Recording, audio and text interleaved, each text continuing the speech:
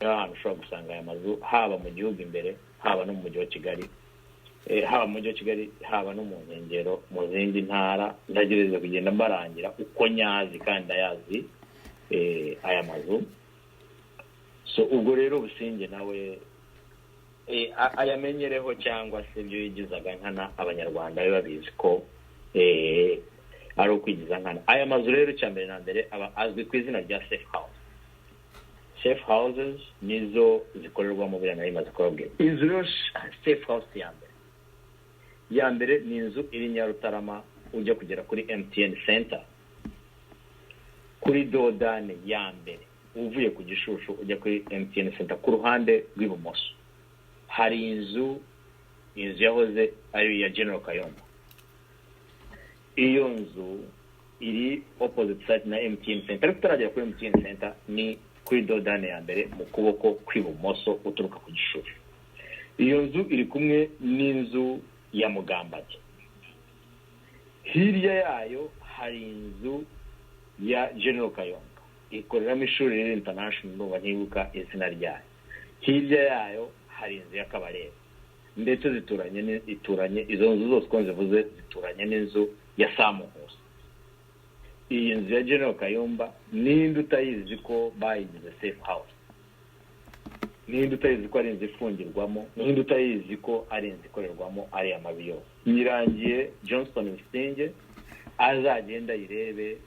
Abanyarwanda bo benshi ari mu mujyi wa Kigali barayizi, ariko n'abatari bayizi iyo nzu bayimenye, cyangwa se banagende bayirebe. Niba nuri bugerageze kuharunguruka ari buze kubwirwa ijambo cyangwa ari buze kubona ukuntu hari hameze, ari buze kuhava bimenye ko ibyo mubwiye ko iyo nzu ari safe house. Inzu ya kabiri ni inzu ya Red Patrick Karegeya kuri uwo muhanda uva Nyarutarama utangiye kuzamuka gato ujya mu kabuga ka Nyarutarama, naho kuri dodane iri aho ngaho. Uguva Nyarutarama ni mu kuboko kw'iburyo ni inzu ya Red Patrick Karegeya, nayo ni haruguru ya dodane. Ngira ngo hari n'ibiro bya HC, hakaba ari na hafi. Iyo nzu iri hafi yo kwa ambasaderi, niba ari ibiro bya ambasade, niba ari residence ya ambasade ya South Africa, niho iyo nzu ya Red Patrick Karegeya iri. Ni haruguru ya hariya mwirwa mumva basenya bita Kangondo, ni mu gasozi hejuru. Iyo nzu ya Red Patrick Karegeya abantu bazahanye bayirebe kandi baranayizi. Uzaharunguruka nawe nkuko nabikubwiraga, aza ijisho rimwereka ko ari safe house. Amakuru azayabona byonyine, hazagira uhagarara ku gipangu azabimenya ko ari safe house. Nawe Businge Johnson niba bihakana agenda ahagarare ku muryango w'iyo nzu, naho nuko nkuko azabisanga. Hirya y'iyo nzu gatoya, ubu ni inzu ya gatatu ngiye kubabwira, nko muri metero 250 hari n'inzu ya kabiri ya General Kayumba. Iyo nzu ya General Kayumba yindi ya kabiri ikora ku mihanda ibiri, ikora ku muhanda wa kaburimbo no ku muhanda inyuma w'igitaka. Muri make ifite gate ebyiri. Imwe rero igate yo kuri kaburimbo irafunga, hakoreshwa gate ya ruguru, ndetse n'iyo uvuye kuri inzu yo kwa ya Red Patrick nta gusubira muri kaburimbo, aho gukomeza kuri uwo muhanda w'inyuma. Iyo rero uciye kuri ambasade ya residence ya South Africa aho ngaho, noneho ugaca no kuri iyo nzu ya Karegeya navuze, ugera kuri iyo gate ikoreshwa. Iyo gate niyo bakingura. Iyo nzu rero aho ngaho iri ituranye n'inzu ya General Nyamvumba. Abantu rero bagende barebe kuri iyo nzu, irazwi nayo. N'uwagira urutonde rw'imitungo rwa komisiyo y'imitungo itagira bene yo yasanga hizi nzu zose ndimo kuvuga ahangaha zimaze kuba 3. Uwahagarara kuri iyo gate mbabwiye atari yo kuri kaburimbo yabyibonera. Agize imana yo kuhava ari muzima yajya kubara inkuru ko hari safe house. Inzu ya 4 n'inzu ya 5 ziri mu mudugudu wa Gacuriro. Niba ntibeshe izina ry'uwo mudugudu ni umudugudu wa Keshayi. Niba ntibeshe izina ni umudugudu witwa 2020 Estate. Ariko iryo zina niba ntibeshe ni amazu ya Gacuriro y'amatafari ahiye yubatswe na Caisse Sociale bwa mbere hari. arahagana he rero uvuye Nyarutarama ugeza mu kabuga ka Nyarutarama, aho kugira ngo ukomeze uzamuke ujya Kagugu ugahita ukata mu kaboko k'ibumoso muri uwo mudugudu wa Kesosiyali. Inzu igipangu kuri gate nimero 200 na nimero 201, izo nzu zombi ni safe house. Inzu ya 200 J2 cyangwa se DI niyo imanaginga, niyo imanaginga ya 200. Inzu ya 201 ni Dani Munyuza uyimanaginga. Noneho by'umwihariko inzu ya 201 ikorerwamo cyane cyane ibyerekeranye n'amanama. Iyo yabari abantu bahunze Burundi bakoze kudeta bari mu Burundi birwa basaba, iyo rero niho habera ayo manama muri iyo nzu ya 201. Inzu eshanu. Inzu ya gatandatu, inzu ya gatandatu iri Ikagugu, ni inzu y'umugabo witwa Gashugi. Uyu mugabo witwa Gashugi ni umuvunjayi,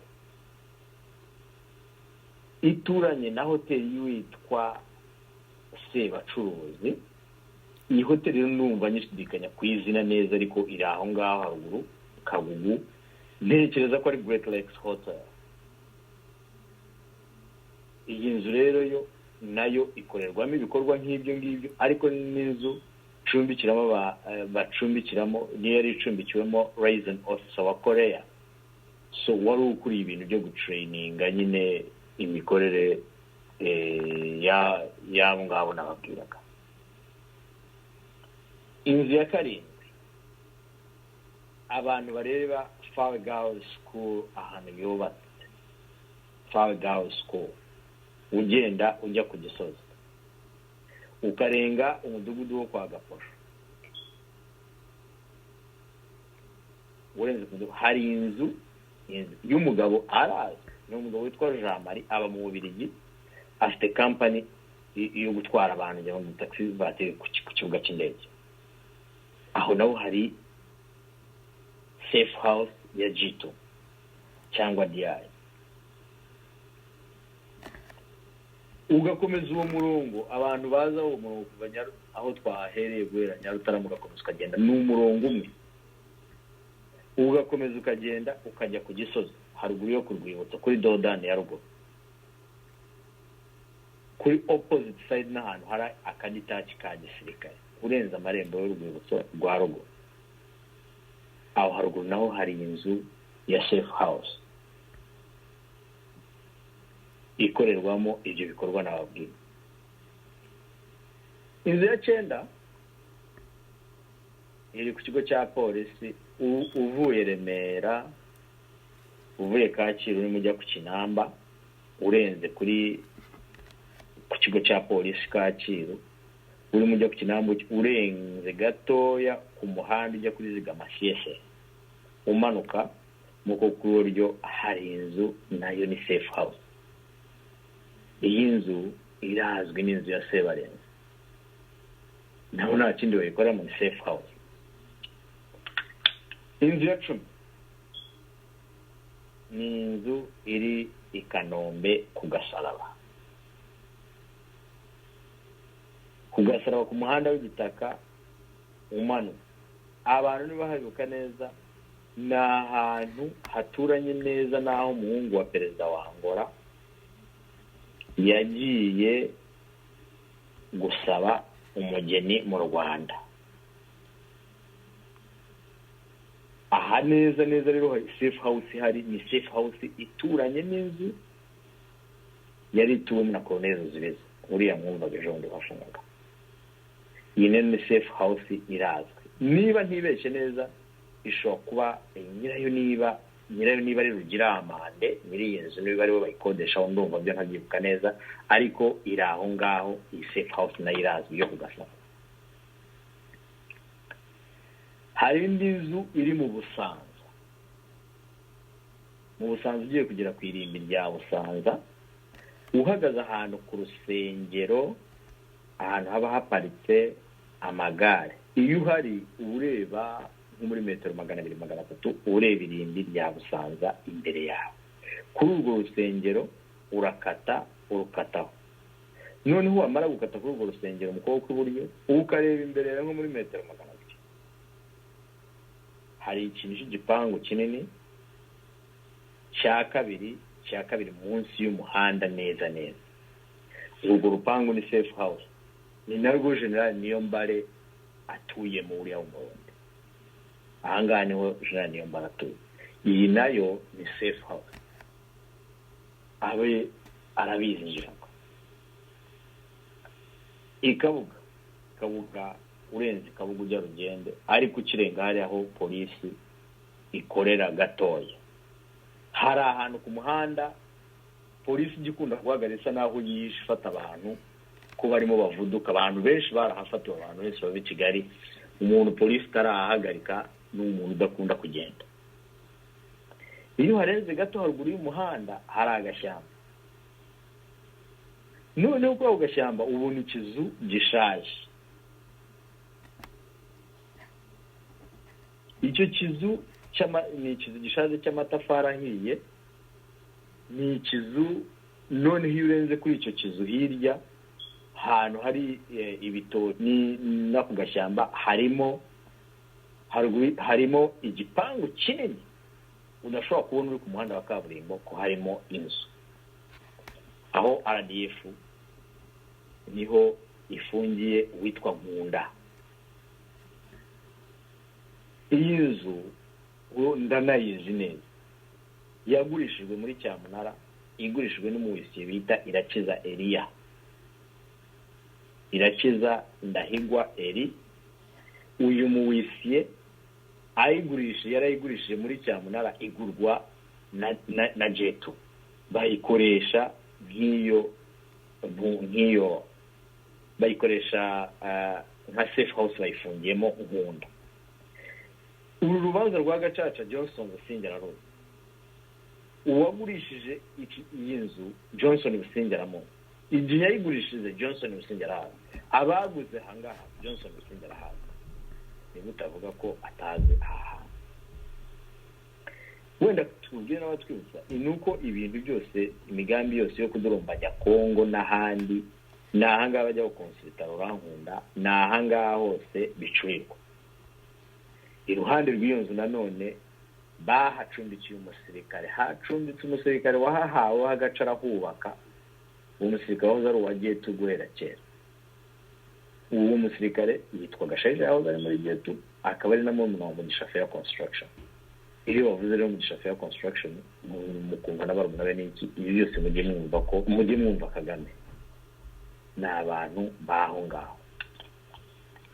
Ibyo byose rero abantu bajye babimenya nuko bimeze. Niyo safe house nayo irahari mu by'ukuri. Ahandi umuntu yavuga, twavuga hari indi safe house iri ku Kinamba ya Nyabugogo haruguru, ni nko munsi y'ibitaro bya Muhima.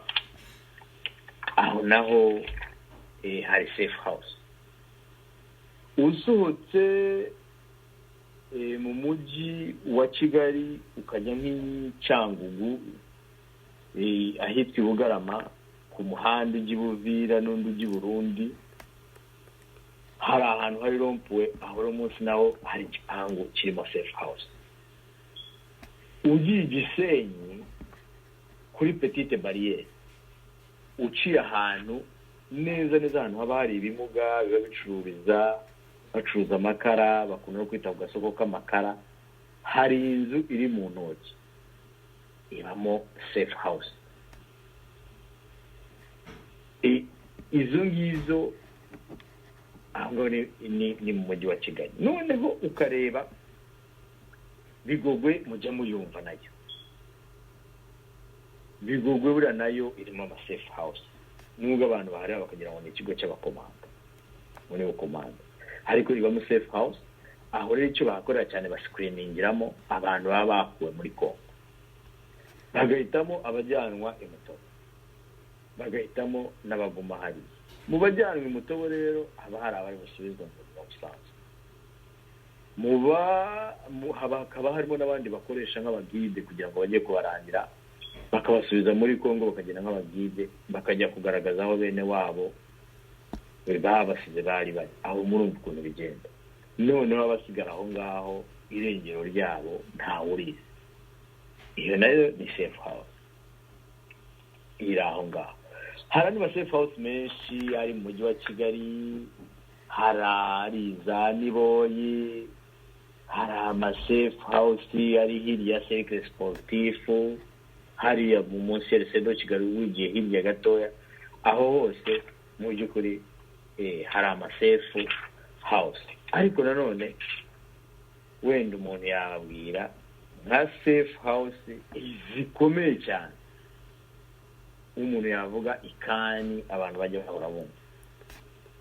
Ariko abantu bumva tunavuga n'ibi bintu bumve ko kwa Gacinya tutahavuze ko harazwe, bumve ko kwa Kabuga tutahavuze ko harazwe, bumve ko hari abantu bafungiye baba babeshya muri gereza ya gisirikare kandi atari gereza ya gisirikare, bumve ko ayo yose ari amazu bafungiramo abantu atemewe, atari gazete nk'uko Busingiye bivugaga.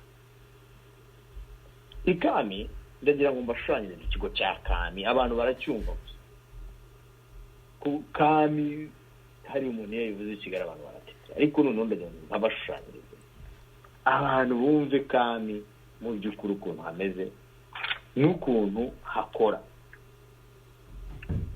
Buriya serije kamureba igabanyijemo ibice bibiri. Igabanyijemo ibice bibiri, hari igice cyubatsemo office za division, hakaba n'igice cya J2 cyangwa DI. Zia office za division rero reka tureke kwirwa tuzitindaho, tumanuke tujye ku gice cya J2. Hano muri J2 naho hari ibice bibiri. Hari aho bafungira abasirikare, hakaba n'ahitwa ku Mugano. Abantu ndajya bankurikire neza babyumve kandi banabisobanukirwe. Hari aho bafungira abantu bisa abasirikare bisanzwe, hakaba n'ahitwa ku Mugano. Kampere aho bafungira abasirikare bisanzwe harimo ibice bibiri naho. Harimo abasirikare bafungwa na UDC, icyo bita ngo ni Unit Disciplinary Committee. Basikaba bafunzwe ku mpamvu za discipline gusa, bagomba kurangiza ibihano bakatiwe na UDC, noneho bakongera bagasubizwa mu kazi. Hakaba naho bita kuri torturing place, aho baba bagomba gukorera iyicarubozo, noneho bakorera iyicarubozo bakagira abari abo basanze barengana n'ubwo bakora iyicarubozo bakaba basubizwa mu miryango yabo, bakagenda cyangwa se bakaba basubizwa no mu gisirikare. Noneho bakuye kuri torturing place, aho ngaho abo basanze bo babanogonoye n'ubwo babasubizayo n'ubwo basanga barengana ariko bakabona barangijwe cyane ku buryo bidashoboka, bamanurwa ahitwa ku Mugano. Katugere ku Mugano rero, umuntu wageze ku Mugano ubwo biba byarangiye, niyo ntambwe ya nyuma ku isi, ntago yongera kugaruka. Uwageze ku Mugano nongere mbisubiremo, biba byarangiye, nta muntu wigeze agera ku Mugano ngo agaruke. Ubu bwicanyi bwose rero Serge ureba ni ubwicanyi bwatojwe abana b'Abanyarwanda bakica abantu mu moko yose.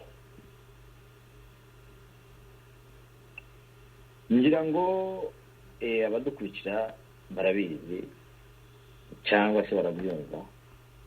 Buriya igihe njyewe nari mfungiye ku Murindi namenye ibintu byinshi. Ibyo bintu namenye byaje gutuma mu minsi mike namaze hanze mvuye muri gereza nkora research ku bintu nabonye.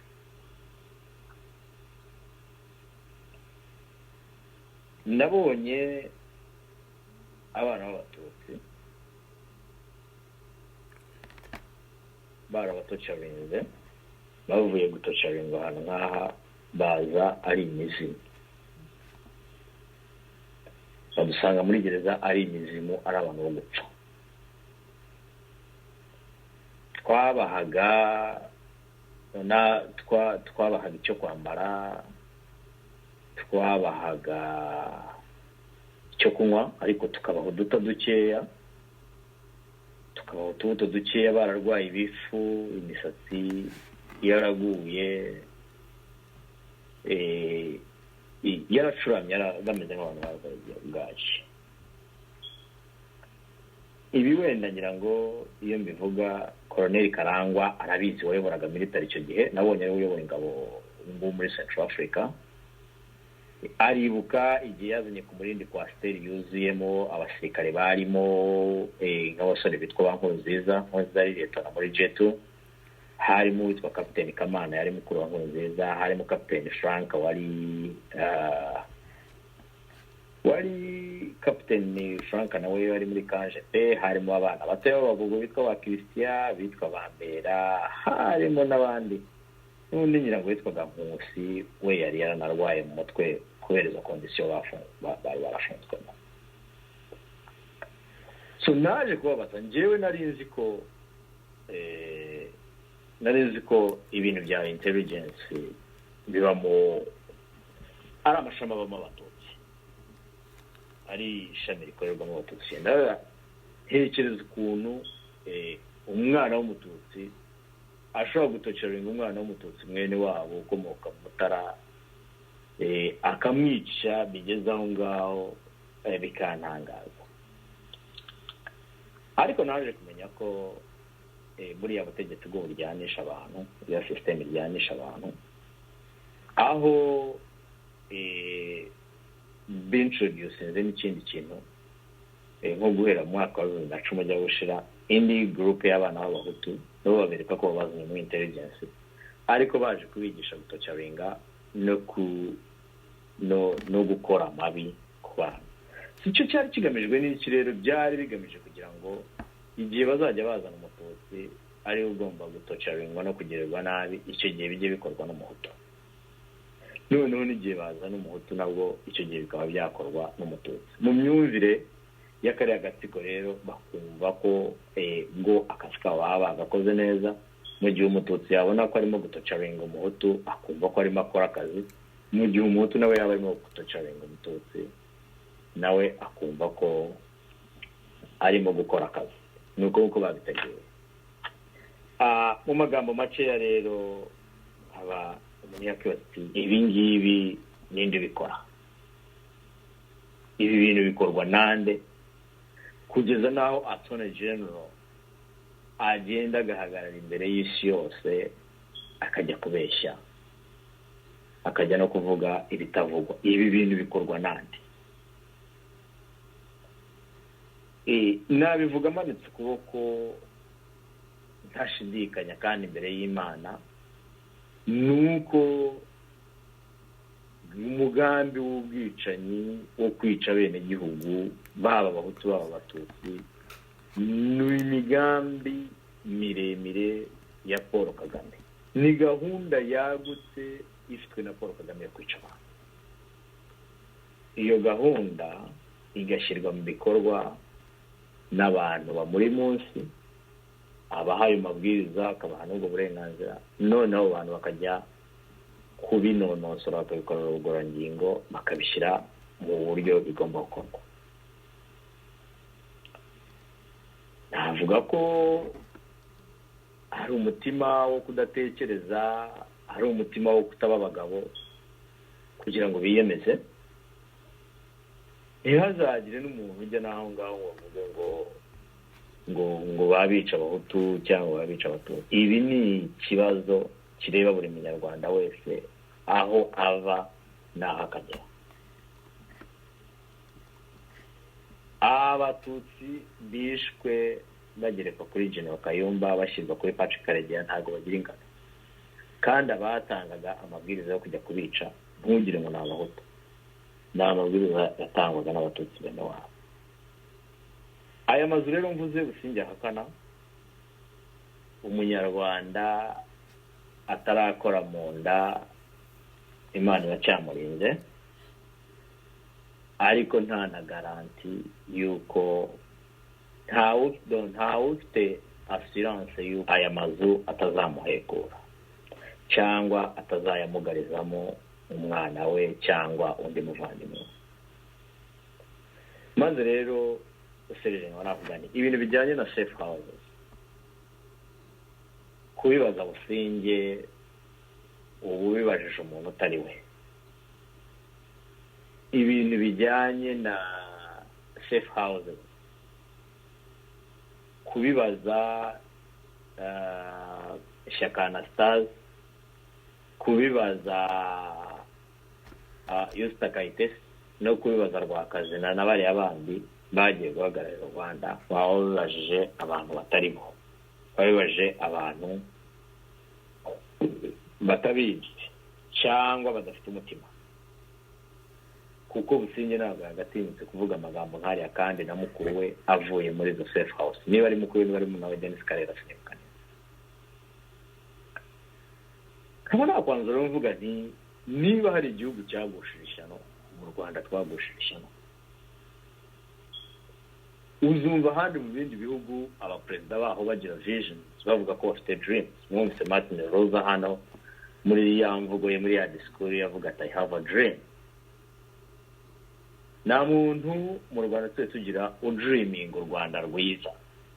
Nta mutegetsi tugira udreaminga u Rwanda abanyarwanda babanye mu mahoro. Nta mutegetsi dreaming urukundo mu banyarwanda. Ntabwo umutegetsi mukuru utabandi bategetsi a dreaming amahoro. Dream ye ni intambara, dream ye ni ukwicana, dream ye ni ukuzasiga u Rwanda nk'uko yarusanze ari umuyonga. Abantu bakibaza ati ibibazo biri hariya, perezida w'igihugu atabihaye umugisha byashira pe. Abantu muzi ko ari abicanyi hariya bose kabumbu twita abicanyi, uriya mugabo avuze ati no bihagarara, ntabwo twazongera kubona ibyo bintu. Ariko witwa ko ari umubyeyi w'igihugu, witwa ko atekerereza igihugu, agira amahoro ari uko yicanye, agira amahoro ari uko yababaje abandi. Natwe rimwe na rimwe tukagwa mu mutego, tukajya kwirwa dusakuza, tukajya kwirwa tuvuga ibitari ngombwa, kandi mu by'ukuri uwo mugabo yaratwigishije ko nta atarobanura, ahubwo twese atuziraho indi. So ukaba ari umwanya mwiza rero kugira ngo dutekereze uburyo natwe twamuviraho indi imwe nk'uko nawe abikora, noneho tukareba uburyo twakwigobotora inabi, tukareba uburyo u Rwanda dushobora kuba ati reka igihugu kibe kizima, reka dufunge amapaje yose yabaye ibi bintu by'ubugome, ibintu byo kwicana, niba turebe ukuntu dusabira igihugu kigira umugisha. Serge wavuga ibi ngibi, yavuga ibintu byinshi, ngira ngo nyemerere ndekera aha ngaha kuri uyu mugoroba. Urakoze.